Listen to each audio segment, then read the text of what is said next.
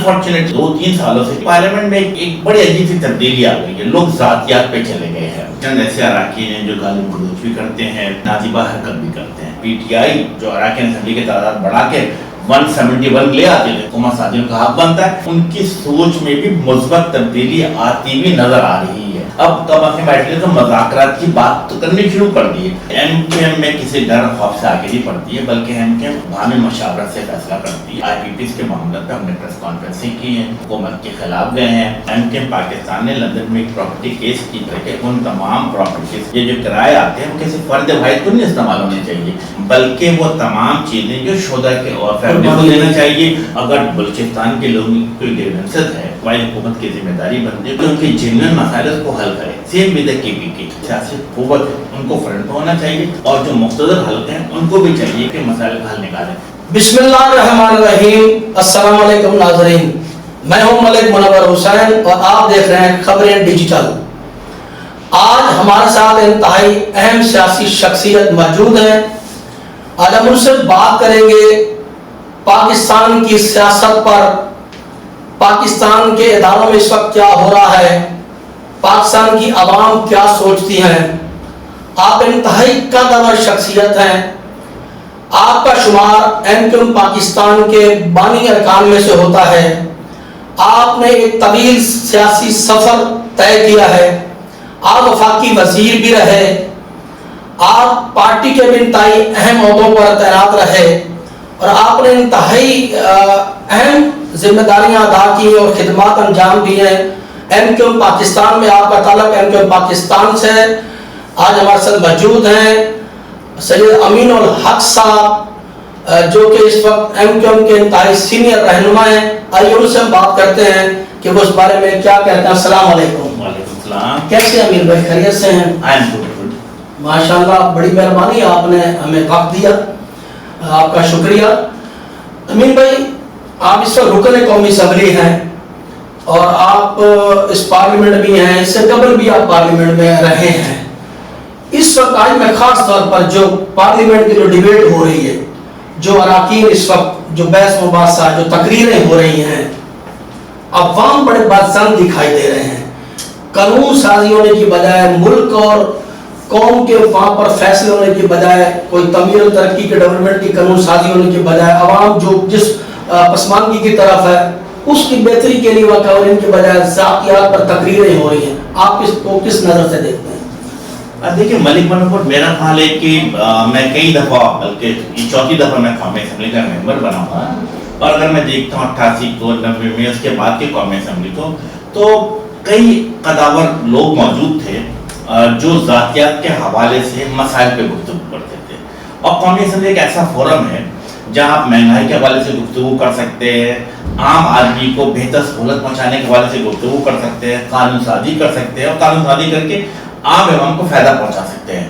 But unfortunately اگر ہمیں پچھلے 2-3 سالوں سے کیا دیکھ رہا ہوں کہ پارلیمنٹ میں ایک بڑی عجیب سی تبدیلی آ گئی ہے. لوگ ذاتیات پہ چلے گئے ہیں. جو اراکین قومی اسمبلی ہیں وہ اپنی پارٹی کے سوچ سے آگے نہیں سوچتے. ہونا کیا چاہیے, اگر میں ایم کیو ایم سے میرا تعلق ہے تو بے شک میں ایم کیو ایم کی جو منشور اس کی بات ضرور کروں گا, لیکن سب سے پہلے میرے لیے کیا پاکستان ہے, میری سب سے پہلے کیا کہ پارلیمنٹ کی سپریمیسی ہے, میری سب سے پہلے کیا ہے کہ پاکستان کے عوام ہے. لیکن انفارچونیٹلی ابھی اسمبلی میں ایسا نہیں ہو رہا, لیکن میں سمجھتا ہوں کہ جو نئے اراکین قومی اسمبلی بنے ہیں وہ وقت گزرنے کے ساتھ ساتھ لرن کریں گے. لرن کرنے کے بعد, سیکھنے کے بعد یقیناً وہ پاکستان کے حوالے سے, جمہوریت کے حوالے سے, پارلیمنٹ کی سپریمیسی کے حوالے سے لازمی طور پہ گفتگو ضرور کریں گے. امیر بھائی, آپ نے کہا ہے کہ جو نئے پارلیمنٹ اراکین آئے ہیں پارلیمنٹ میں, ان کو سیکھنے کی ضرورت ہے. تو اگر یہ 5-5 سال یہ سیکھنے میں لگاتے رہیں گے تو قومی اسمبلی کوئی عوام جو ہے وہ تجربہ کار تو نہیں ہے. وہاں پر تو ملک اور ملک کے فیصلے ہوتے ہیں, عوام کے فیصلے ہونے چاہیے. لیکن ہم جو تقریریں آپ بھی دیکھ رہے ہیں, آپ بھی وہاں بیٹھے ہوتے ہیں, بہت سارے وہاں پر چہرے ایسے مایوس دکھائی دے رہے ہوتے ہیں. جو تقریریں ہو رہی ہوتی ہیں, اداروں کے وہاں پر ٹکراؤ کی باتیں ہو رہی ہوتی ہیں, ایسا لگ رہا ہوتا ہے کہ پتہ نہیں کوئی ہم عجیب و غریب ایک کیفیت کا منظر ہوتا ہے. آپ اس بارے میں بتائیں نا تھوڑا سا. کیسے دیکھیے قومی اسمبلی میں میرا خیال ہے کہ چند ایسے اراکین ہیں جو گالی گلوچ بھی کرتے ہیں, جو ذاتیات پہ گفتگو بھی کرتے ہیں, نازیبہ حرکت بھی کرتے ہیں. لیکن ڈیفینیٹلی میرا خیال ہے کہ اوور آل پارلیمنٹ کے اندر قومی اسمبلی کے اندر اچھے اراکین موجود ہیں, سینئر اراکین موجود ہیں جو معاملات کو جمہوری روایت کے مطابق آگے بڑھانا چاہتے ہیں. میرا خیال ہے کہ اگر چند ایسے اراکین ہیں تو وہ حالات کے ساتھ یقیناً سیکھیں گے بھی. اور سب سے اچھی بات کیا تھی, اچھی بات یہ تھی کہ اسپیکر صاحب نے بھی پچھلے ایک دو سیشن میں سختی کرنا شروع کیے. پہلے 2-3 اراکین کو جو ناجیبہ حرکت کر رہے تھے ان کے بنا پر ان کو روک ٹوک کیا, ان کے اوپر پابندی لگائی. پھر جو پچھلی دفعہ سیشن میں ایک جو بجٹ سیشن تھا اس میں ایک رکن قومی اسمبلی نے غیر متعلقہ گفتگو کی, اگین اس کے اوپر پابندی لگی. تو میں سمجھتا ہوں کہ وہ جسے کہتے ہیں نا کیرٹ اینڈ اسٹک کی پالیسی اپناتے ہوئے میرا خیال ہے کہ قومی اسمبلی میں پارلیمنٹ میں بہتری آئے گی. اور انشاءاللہ تعالیٰ ایک وقت ایسا بھی آئے گا کہ میرا خیال ہے کہ ہم سب تمام سیاسی پارٹی آپس میں بیٹھیں گے اور میرا خیال ملک کی بہتری کے لیے گفتگو کریں گے. مڈ ٹرم یہ عام الیکشن کی بات تو خیر لگتا ہے کہ دور کی بات ہے, بہت اس وقت وہ کرائسس میں ہے, مگر ایک ایوان کے اندر ایک تبدیلی کی جو ہے وہ باتیں سنائی دے رہی ہیں. کیا ایسا ممکن ہے کہ پی ٹی آئی کو جو اس وقت میجورٹی مل رہی ہے, جس طریقے سے ان کا سپریم کورٹ کا فیصلہ آیا اور مخصوص نشستیں مل رہی ہیں, اور اگر وفاق میں بھی ان کو مل جاتی ہے, کے پی کے میں تو مل گئے, اور اگر یہ مل جاتی تو کچھ منظر تبدیل ہوتا نظر آ رہا ہے؟ دیکھو ملک پرور, اگر ہم دیکھتے ہیں کہ پچھلے 40 سال 50 سال میں قومی اسمبلی میں کیا ہوا, تو پہلے ایک بڑا آرٹیکل 58(2) بھی جس کے بنا پہ صدر کے پاس یہ اختیار ہے کہ اسمبلی کو تحلیل کر دیا کرتے تھے, لیکن الحمدللہ وہ ختم ہو گیا ہے. اب صورتحال ایسی نہیں ہے. اگر ہم پچھلے 2003 کے اسمبلی کو دیکھتے ہیں, 2008 کو دیکھتے ہیں, 2013 کے اسمبلی کو دیکھتے ہیں, حتیٰ کہ 2018 کے اسمبلی کو دیکھتے ہیں, تو ایک بات بڑی مشترک ہے. وہ کیا تھی کہ یہ تمام اسمبلیوں نے اپنے 5 سالہ مدت مکمل کی ہے. تو that's a good thing. I am very much hopeful کہ 2024 8 فروری کو جو الیکشن ہوا ہے یقیناً یہ اسمبلی بھی اپنی 5 سالہ مدت پوری کرے گی. ہاں, جہاں تک اسمبلی کے اندر تبدیلی آنے کی بات ہے تو میرا خیال ہے کہ تمام سیاسی پارٹی کا آئینی قانونی جمہوری حق ہے. اگر پی ٹی آئی اپنے جو اراکین اسمبلی کی تعداد بڑھا کے 171 لے آتے لیکن ان کا حکومت سازیوں کا حق بنتا ہے. لیکن ابھی جو موجود صورتحال اسمبلی میں دیکھتے ہیں کہ میرا خیال ہے حکومت کے پاس جو پاکستان مسلم لیگ نون پیپلز پارٹی اور ان کو ملا کے تقریباً 200+ رکن قومی اسمبلی موجود ہیں. اور یقیناً اسمبلی کے اندر پاکستان مسلم لیگ نون ایسے بڑی سیاسی پارٹی کے طور سنگل لارجسٹ پارٹی کے طور پہ موجود ہے. تو بظاہر ابھی فوری طور پہ مجھے پارلیمنٹ کے اندر کوئی تبدیلی ہوتی بھی نظر نہیں آ رہی.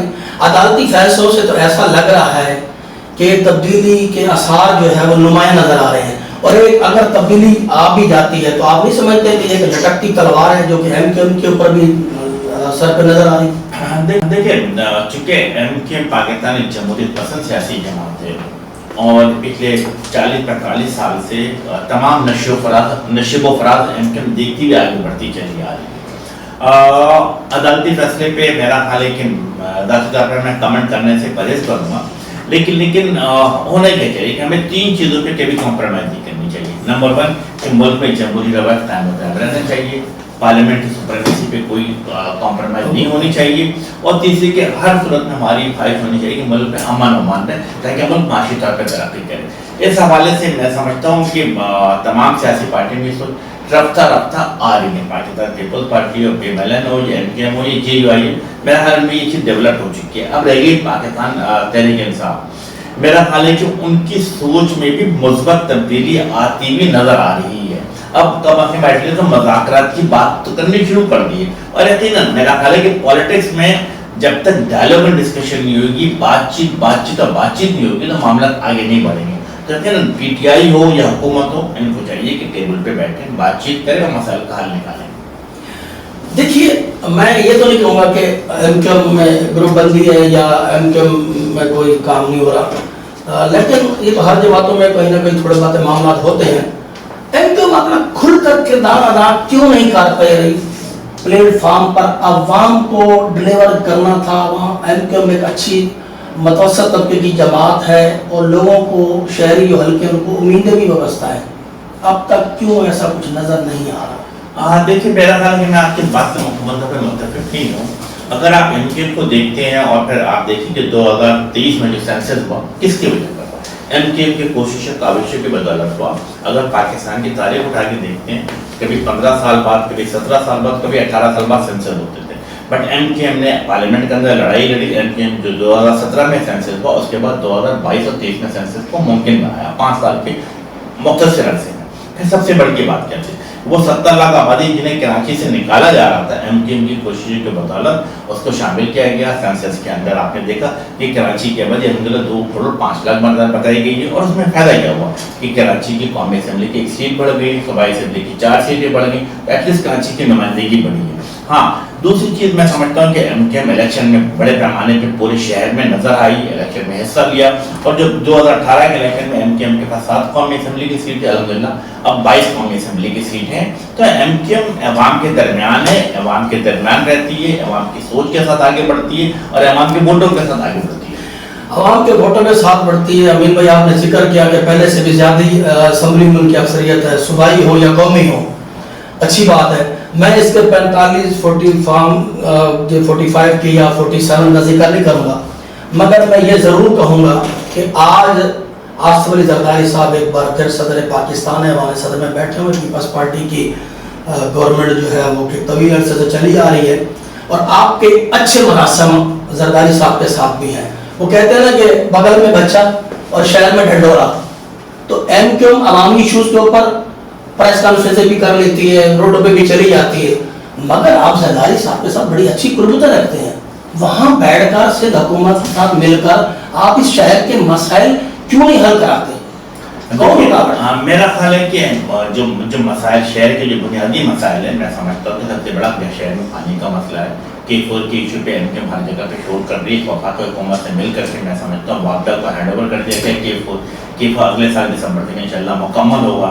ट्रांसपोर्ट के हवाले से कि मैं समझता हूँ कि वफाकी हुकूमत से मिल करके ग्रीन लेन को बनाया गया है, इसके साथ लियारी एक्सप्रेस भी MKM की कोशिशों से बना। पहले कोशिश रही है, अभी क्या वजह है, क्यों खौफजदा है, क्या डर है? कोई आपको अपना हक अदा करने से नहीं देता, रोकता है कोई, या कोई जरदारी साहब वाली वो जो जादू की छड़ियाँ हैं, मुफाहमत है और पता नहीं क्या कुछ होता है, वो चल गया? देखिए, MKM में किसी डर खौफ से आगे नहीं पड़ती है, बल्कि MKM अपने जैसे कहते हैं कि लीडरशिप बाहमी मशावरत से फैसला करती है, और बाहमी मशावरत से फैसला करके आपने देखा कि IPTs के मामले पर हमने प्रेस कॉन्फ्रेंसिंग की है, हुकूमत के खिलाफ गए हैं, पानी की K4 के मसले पे हमने प्रेस कॉन्फ्रेंसिंग की, हुकूमत के खिलाफ बातें की हैं, और जो ट्रांसपोर्टेशन सिस्टम है, जो सीवरेज सिस्टम है, जो शहर की खराबियाँ हो रही, उसके हवाले से भी गुफ्तगू की। अब तक के वफाक पे जो बिजली के मामला थे, गैस के मामला थे, जो कराची में लोड शेडिंग हो रही है, इसके खिलाफ भी न सिर्फ असेंबली है बल्कि असेंबली के बाहर भी आवाज़ बुलंद की।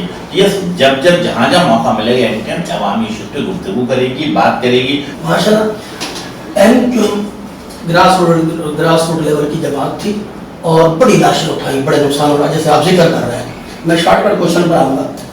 आप एक सीनियर सियासतदान हैं, सीनियर पॉलिटिशियन है, वर्कर भी हैं, आप हर तरह के हालात से भी वाकिफ़ हैं। इस वक्त जो बलोचिस्तान की हवा है, KPK में ख़ास तौर पर जो आवाज़ें आ रही हैं, जो माहौल बन रहा है, और सिंध में तो पहले से आप लोग उसका भुगत भी रहे हैं, तो यहाँ पर भी कुछ ऐसी सूरत हालें बनती जा रही हैं। पंजाब भी अब डिस्टर्ब हो रहा है, आपका क्या नुक्ता नज़र है, क्या हाल है? देखिए, मेरा हाल है मलिक होना क्या चाहिए कि तमाम सूबे के लोगों को साथ लेके चलना चाहिए। अगर बलूचिस्तान के लोगों की कोई ग्रीवेंसेस है, तो मेरा ख्याल है ये सूबाई हुकूमत की जिम्मेदारी बनती है कि उनके साथ बैठे और उनके साथ डिस्कस करे, और जो उनके जेन्युइन मसाइल उसको हल करे, सेम विद द KPK। लेकिन मैं समझता हूँ कि जहाँ तक ऑर्गेनाइजेशन वाला मामला है, उस मामले में तो मेरा ख्याल पूरी कौम मुत्तफिक है कि उनके साथ कोई गुफ्तगू अलग इशू है। बलोच अपने हकूक की बात करते हैं, MKM भी यही हकूक की आवाज़ उठाती है। इसमें आज तक क्यों नहीं हो रहा? बातें हैं, आपकी बातें बहुत अच्छी हैं, ये बहुत मुतालबात हर सियासतदान का, कौन नहीं कर रहे थे मामला को हल, जैमन इशू है। मैं समझता हूँ कि जैसे बलूचिस्तान के सूबाई हुकूमत उनके साथ बैठना चाहिए। वहाँ पे वज़ीर आला साहब मौजूद हैं, वहाँ के गवर्नमेंट इतना इख्तियार है उनके पास कि बलोच जो अपने हकूक की बात कर रहे देखें, पावरफुल हमेशा बैठेगा, वो किरदार अदा करेगा तो बिठाया जाता है। जहाँ ताकत का महवर होता है, लोग भी वहीं के मुंतज़िर होते हैं, उनकी आंखें मुंतज़िर रहती हैं। आप नहीं समझते कि वो किरदार अदा नहीं कर रहे, क्या नाकाम नजर आ रहे हैं या नहीं चाहते? मलिक मनवर साहब बिल्कुल आप दुरुस्त फरमा रहे हैं।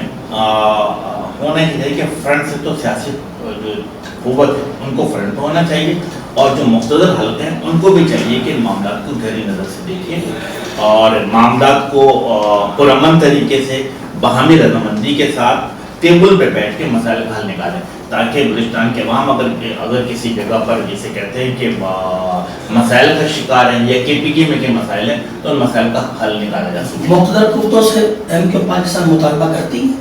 جی میں سمجھتا ہوں کہ یس، جہاں وفاقی حکومت ہے، صوبائی حکومت ہے، اس کے ساتھ ساتھ اگر مقتدر حلقے بھی ہیں وہ بھی ان مسائل کو دیکھیں، اور میں سمجھتا ہوں کہ جو ناراض نوجوان ہیں جو پہاڑوں پہ چلے گئے ہیں، جو بات چیت کے لیے تیار ہیں، ان کو بھی میک شیور کریں وہ ان کو بھی بات چیت کے عمل میں شریک کریں تاکہ امن ہو، سکون ہو، ملک ترقی کر سکے۔